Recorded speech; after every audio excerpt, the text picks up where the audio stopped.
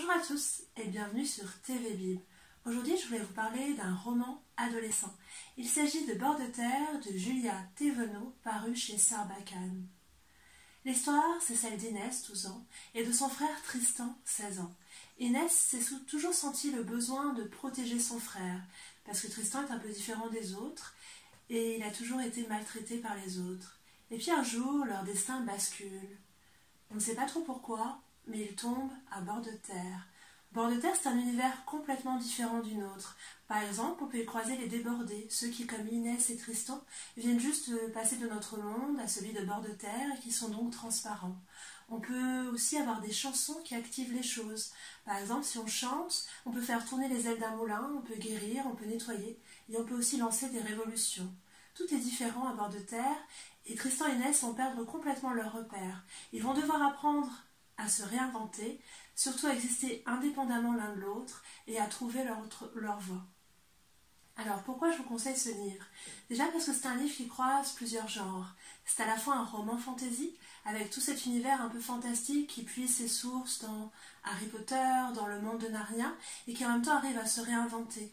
Ceci parce que c'est un roman historique, ou plutôt politique, qui va réfléchir un peu à comment sont lancées les révolutions, sans donner de leçons du tout, mais juste montrer comment les révolutions peuvent s'activer, comment elles peuvent être mises en mouvement, comment il y a une union qui se fait et parfois il peut y avoir des dérives.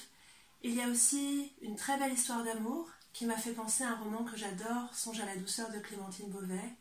Il y a de la poésie, il y a aussi tout un côté roman d'initiation, plutôt roman d'apprentissage, avec justement Inès et Tristan qui vont apprendre à être eux-mêmes dans ce monde de bord de terre où ils perdent tous leurs repères. Il y a vraiment plein de choses, et puis il y a aussi plein de références un peu pop, des références à Star Wars, des références fantastiques dont je vous parlais. Il y a aussi des références pour moi à l'univers de Guillermo del Toro, avec ce lac qui est au milieu en fait de Bord de terre, ce lac où j'avais l'impression d'entendre la musique de la forme de l'eau quand Inès y plongeait.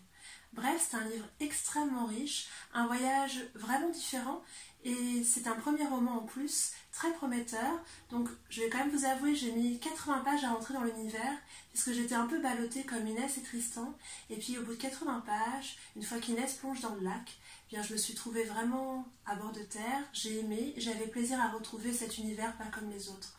Donc je vous conseille cette lecture, et j'ai hâte de découvrir les prochains romans de Julia Thévenot. Voilà, c'est tout pour aujourd'hui et je vous dis à bientôt sur TV Bible.